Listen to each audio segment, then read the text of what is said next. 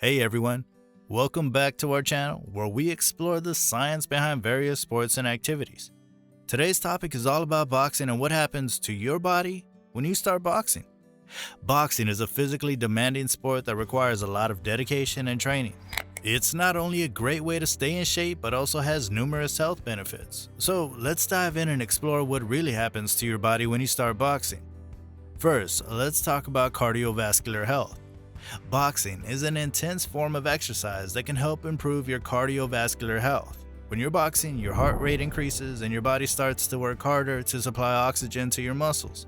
This helps to improve your cardiovascular endurance, which can lower your risk of heart disease, stroke, and other related conditions.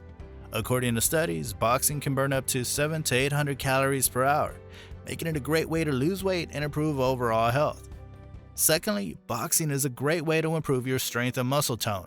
When you throw a punch, you engage numerous muscles in your arms, shoulders, chest, and back. The repetitive motion of punching can help build muscle and improve muscle tone.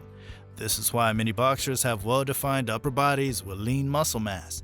Boxing also engages your core muscles, which helps to improve your overall stability and balance.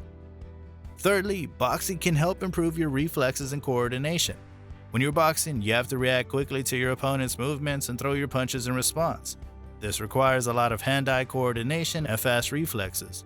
Over time, boxing can help improve your reaction time, which can translate into other areas of your life as well. Fourthly, boxing can help improve your mental health.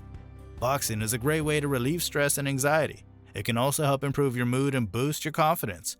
Studies have shown that exercise releases endorphins, which are natural mood-boosting chemicals in the body. In addition, boxing can help improve your focus and concentration, which can be beneficial in other areas of your life. Lastly, let's talk about the risks associated with boxing.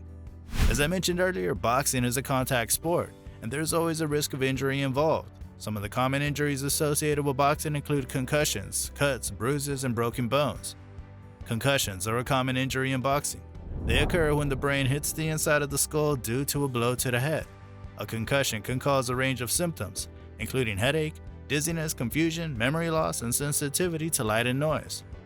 Repeated concussions can lead to long-term brain damage, which can have serious consequences for a boxer's health.